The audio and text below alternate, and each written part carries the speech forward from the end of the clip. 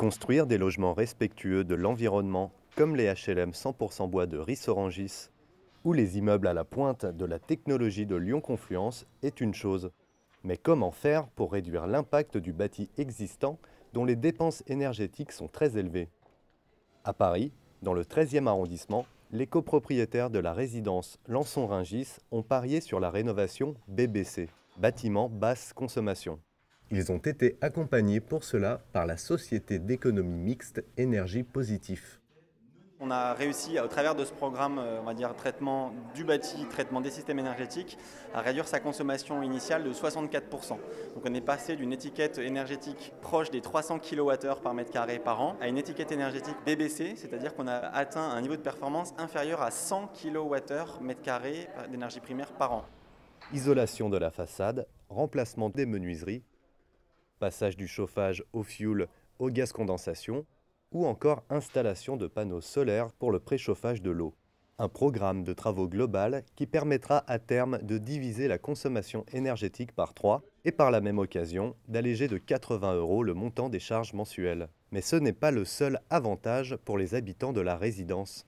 C'est aussi un élément de valorisation de leur patrimoine, dans la mesure où maintenant les éléments d'énergie sont un élément important dans l'appréciation des appartements, que ce soit en achat ou en location.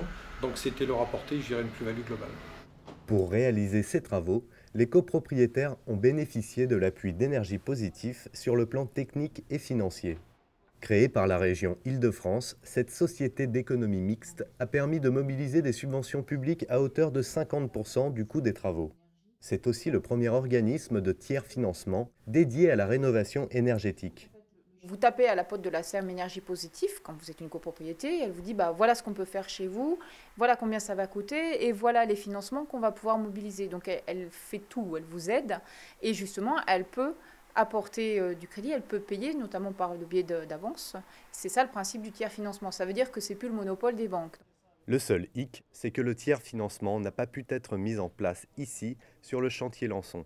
Première raison, la loi qui permet au SEM de faire exception au monopole des banques a été votée récemment dans le cadre de la loi de transition énergétique et son application ne correspondait pas au calendrier des travaux.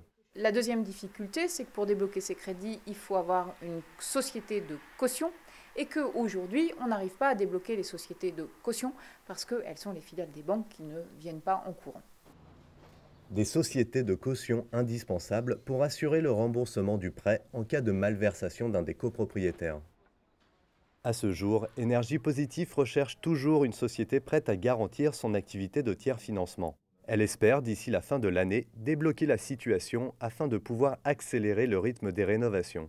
Les logements en copropriété en attente de réhabilitation sont estimés à 1 million pour la région Île-de-France.